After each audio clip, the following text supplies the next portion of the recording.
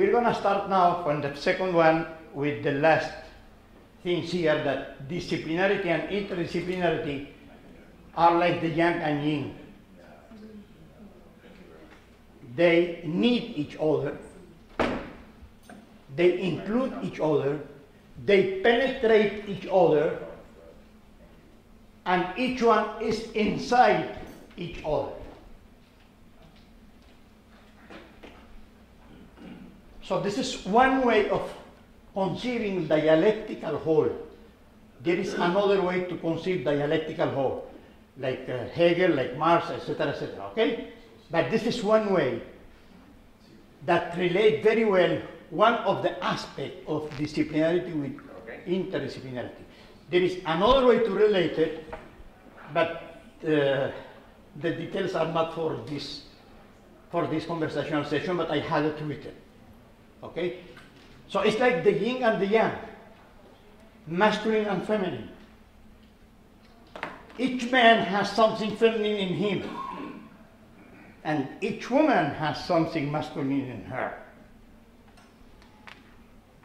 And that's thanks to God that we are like that, because we can get married.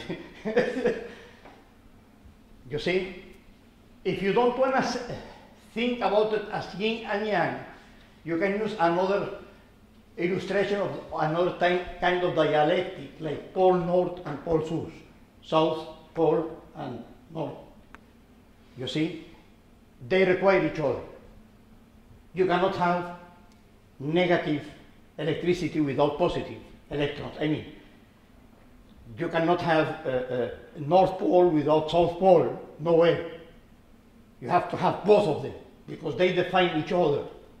So disciplinarity and transdisciplinarity defines each other. They cannot be separated, but just in our mind.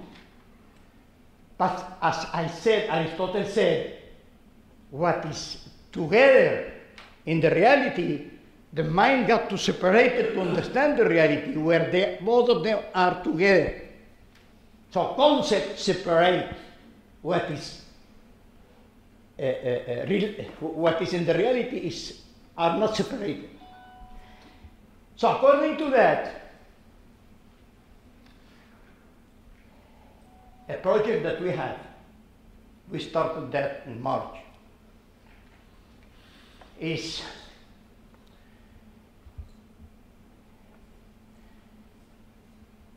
a professor, a friend of mine, he's coming to this conference this time. He has been coming for several years. He always comes to the July conference. Had a great idea. I never thought about it, but it's a great idea. About having interdisciplinary fellow of the institute.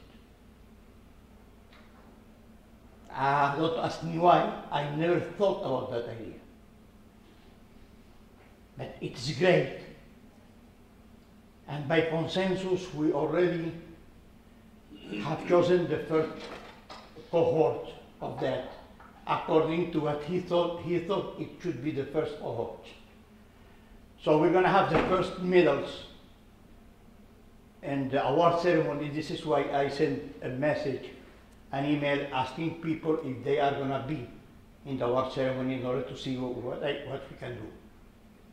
Okay? So that was supposed to start in March. We didn't have time to start it in March. So we are starting that in July. What I added to the idea is to create an academy out of the ISSS, completely independent of the ISSS, of interdisciplinary communication. Nothing to do with the ISSS. An international or world academy, whatever the word is, oriented is an academy, that not excluding professionals who has done a good job in interdisciplinary. So, in 3 days we're going to start that. and each conference we will add more. But the idea of this is not, I was told to have it as an end in itself, and I love the idea as an end in itself. But I love more the idea that it's not an end in itself, but it's a mean to something completely out of the ISSS. Something like the Academy of this morning, you know, the workshop that you saw this morning, the Academy, the European, now Academy was in an international one, about science, about system science and cybernetics. The workshop that you got here with Professor Andrés. So his experience about managing academies will be really valuable to help this new academy. That again, the main objective, and probably the only objective, and not the only, the main objective is got to do nothing with ISSS. ISSS need to be transcended, as we transcend in our kids. ISSS should transcend itself via these things. Okay? We are also thinking this was much more that was easier to go ahead with it inside. It will be probably more difficult to get it outside. This was more difficult to get it inside. But that doesn't mean that we cannot do it. Why we cannot have an international interdisciplinary integration group, for example, the rigor of interdisciplinary communication. For example, all the different topics we have today. Why we cannot have international interest groups? So in March we started one group, but I didn't have the time to nurture it. And the person that was supposed to didn't have time to do it. So well, that was one difficulty, and we will continue, and the more difficulty we're going to have, the more we're going to keep trying to do it. Why we are trying to do that? In order to have an international network that would start with nodes. A node could be you.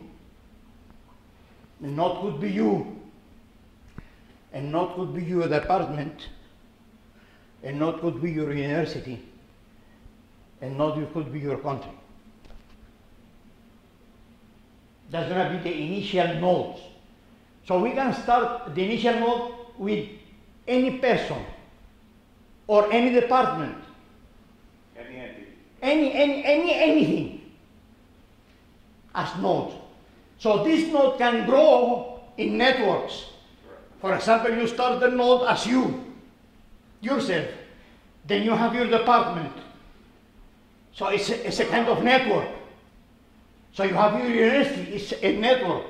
So we will end up in network of networks.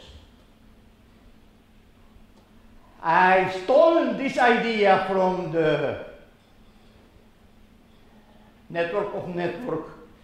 I used to call it meta-network.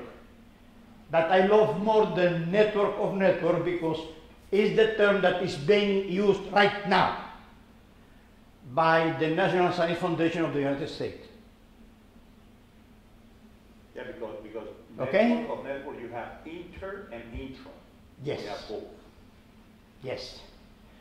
So I've stolen, and I told the guy who told me about the network of network that he was here in March. I told him, I've stolen your idea. He said, that you didn't steal it from me. You stole it from the National Science Foundation. It's better you say you did a good copy of it. Okay. Like you said in I really hope that it's good, not bad copy. I really hope it's good, it's not bad. So, this is longer term. If that's a reality, then IIS can die. And I will be happy to kill it. Because I can start writing and reading, which is what I wanted to do all my life when I got retired. So I couldn't do it up to the present. I want to kill IIIS. But not to kill it without leaving someone doing, oriented for the purpose.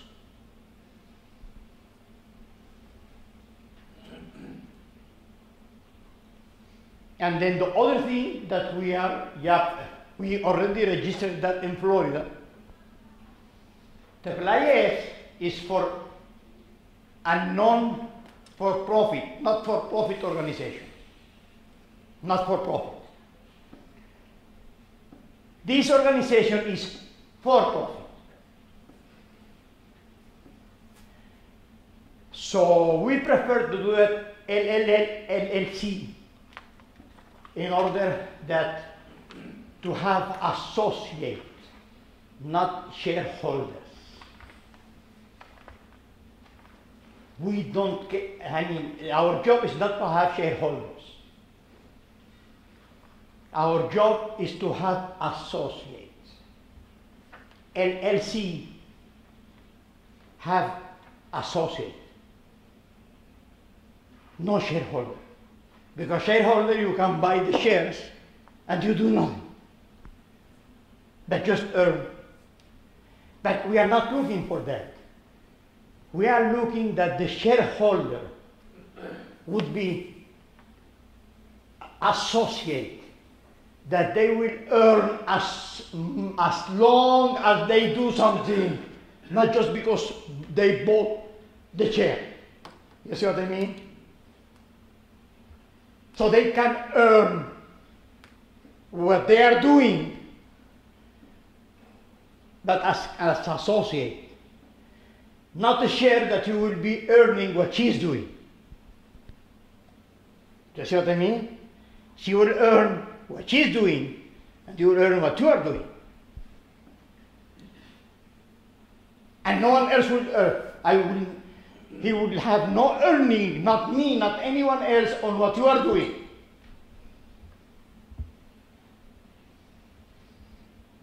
So this is why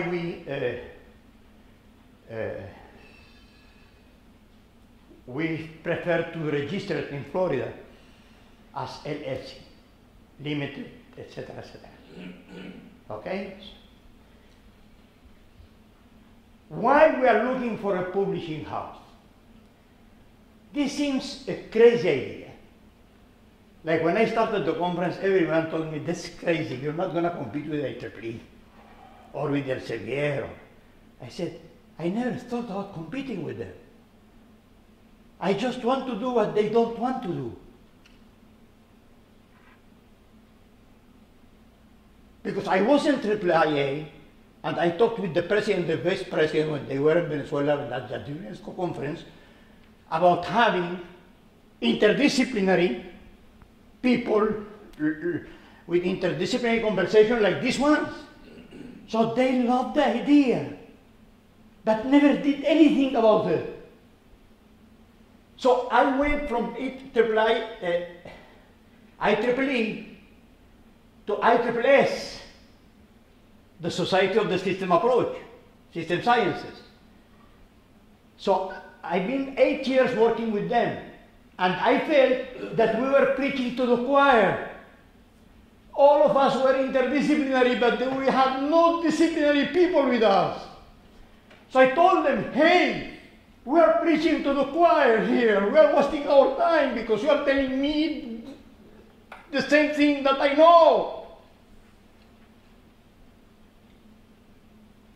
We need disciplinary people to relate with. So they loved the idea, but never did anything. All what they did is to appoint me as director at large. But I couldn't do anything as director at large, you see, so I said, let's go and start the job, IIS. When my advisor told me, Nagib, you are crazy. You're gonna compete with IEEE, with Elsevier, with IIS. No, Professor Leso, he told me, I'm not that crazy. Yeah, I know that you know that I'm crazy, but not that crazy. I'm not going to compete with them. I'm not going to do what they are doing. I'm not going to do what they are not doing. And this is the history of the IIIS that we founded 24 years ago. To do what is not being done. So here is again the same thing, to do what is not being done. Because I wanted to do that with IGI.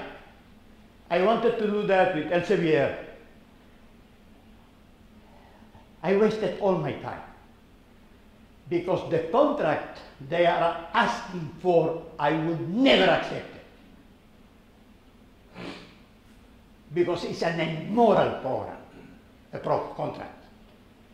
It's a contract of copyright when legally, implicitly, you are giving your author right. I would never accept that. I would never accept that. We've been for 24 years asking people to give us the copyright, but with specific clauses that they keep their author right. No one of the actual publisher would accept that. So I said myself, I am an old guy. Let's do it. I'm crazy because that needs at least 10 or 15 years to take root. But let's do it. Maybe some young people like all of you can join the venture. Because it's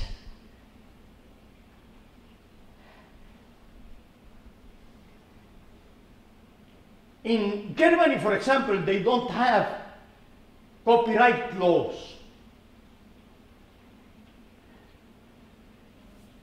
So they write the copyright in a way that is an author right in order to have their copyright.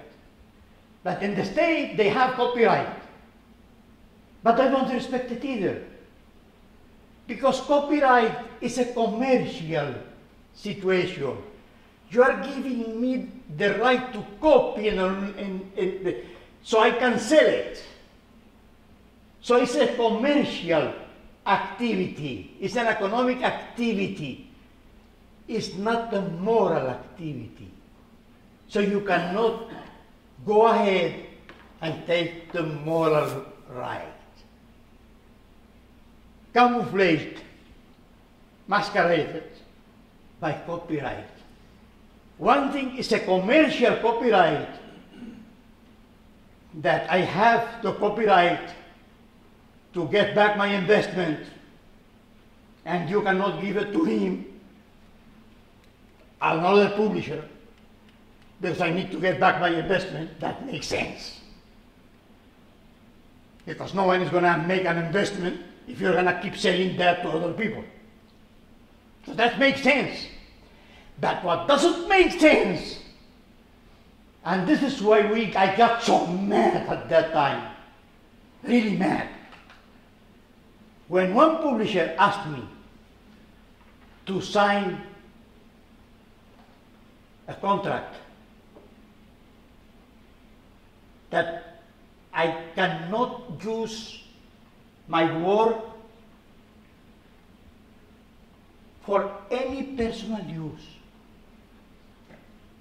I said, so I cannot take a copy for my student? I agreed not to charge my student for the copy because I signed with you a commercial contract. But I am still the writer of that. I asked them another thing. Hey, what happened if I translate that to Spanish? Okay, I'm not gonna give another copyright in Spanish, but let's say that I would like to take it to the Spanish audience. Cannot take copy and just give it for free. They said no. This is moral right. This is not economical right. So I started looking for other publishers. Didn't find them. Didn't find them. Maybe I should have looked more time, but I didn't find anyone. So I said, let's do it. Let's do it. Let's keep using the same copyright that we've been using for 25 years.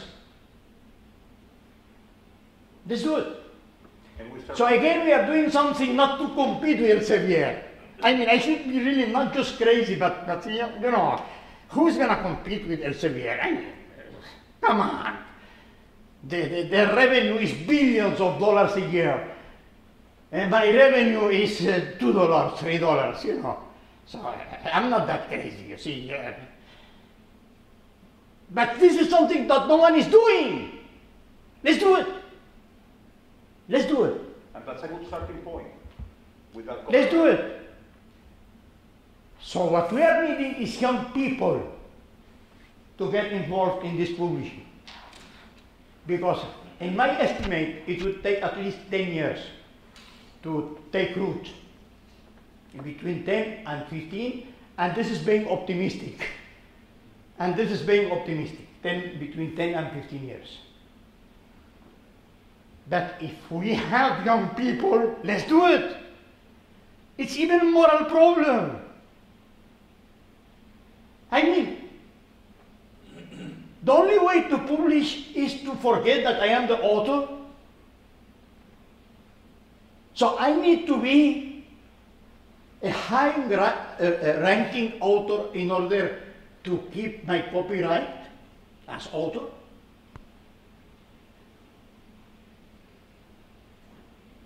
Because the high-ranking people, that their books sell a lot, like, you know, the best-selling in New York Times, etc., they can say, hey, I give you the copyright, but I still have the right. Then they will agree with this high-profile people. But why they cannot agree with you? With you, with me, with you. Why? I mean, this is a kind of extortion. I don't publish your book or your article if you don't give me all the right, not just the copyright. So you are signing copyright. That's the word copyright. The title is copyright. But the clauses are not just copyright. I know a little bit about that because I was the president, the founding president of the copyright and the patent executive people captured in Venezuela. And in English is less, licensing executive society. So the chapter in Venezuela, I was the founder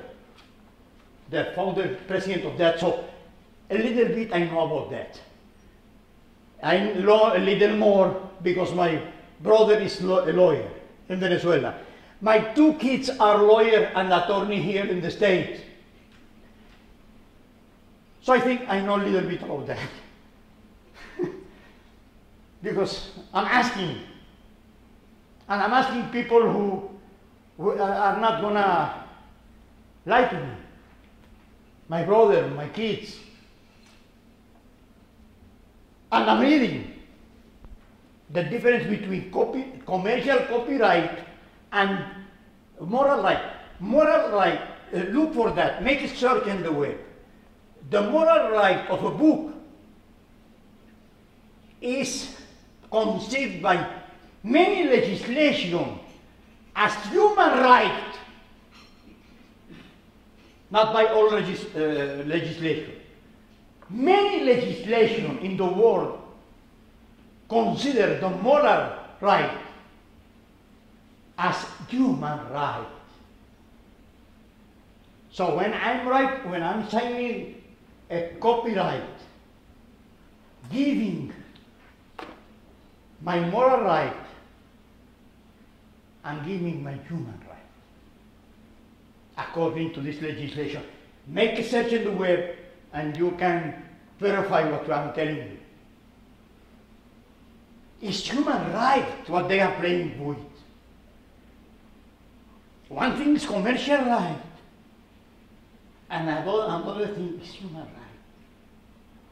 You cannot mix them.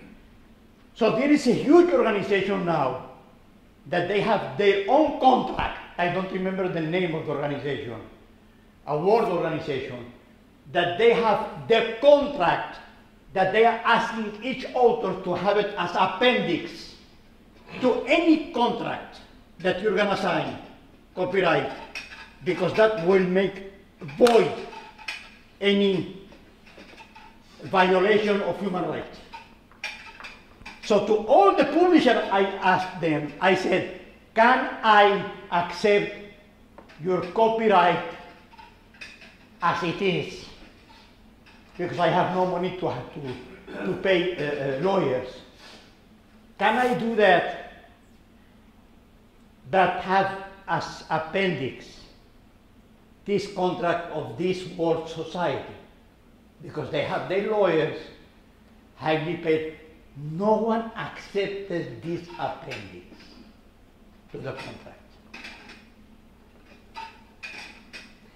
This appendix, I can, any one of you that is interested in the subject, I can send him or her information about what I'm saying. Right now I don't remember the name.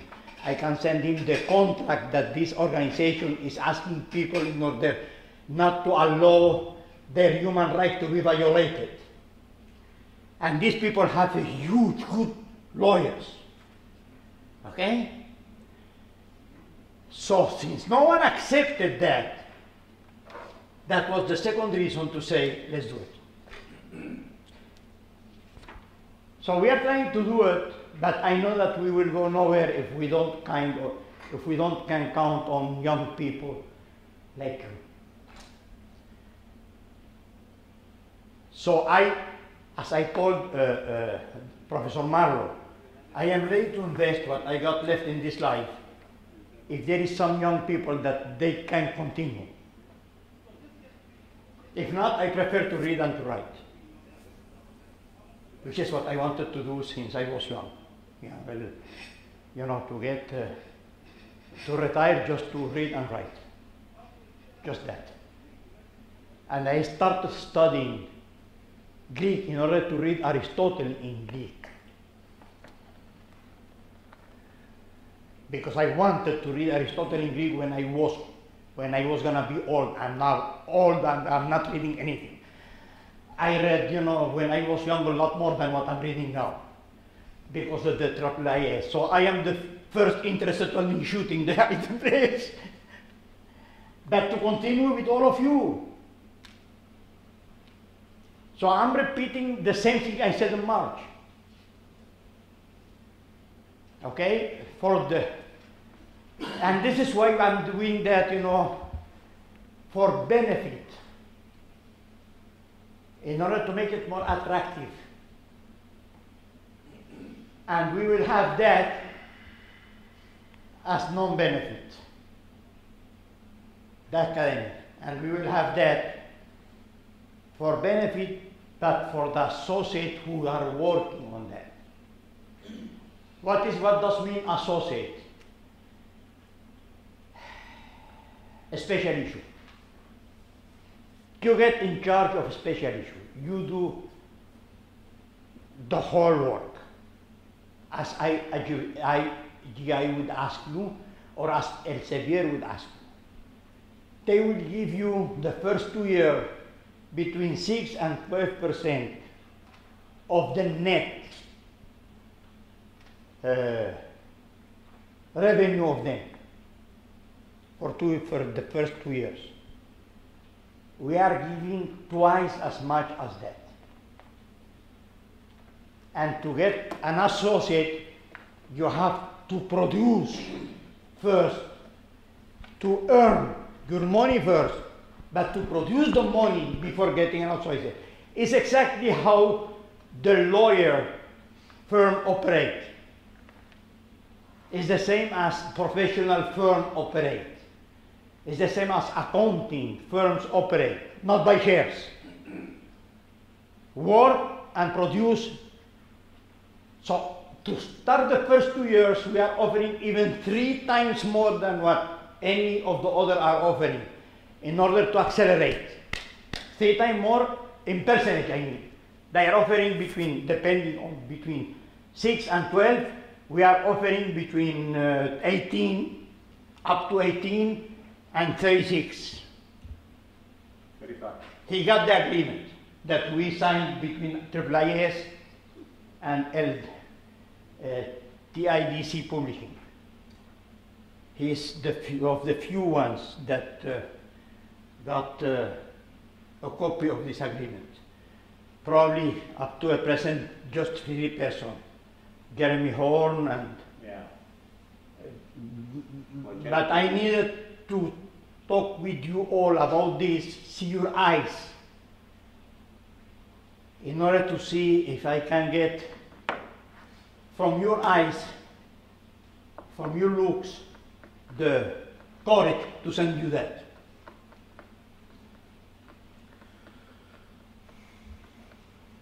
So I'm looking especially for young people, please. Everyone here, as I told Professor Marlowe, everyone is younger than me. So his wife, told me, well, there is not that difference. I said, yes, at least 20 because of that and that and that and that. So it just, I am 75. So anyone here is younger. With no young people, we will go nowhere about this plan. 75 living in the US? No, 75 living in Orlando. In US, I have more.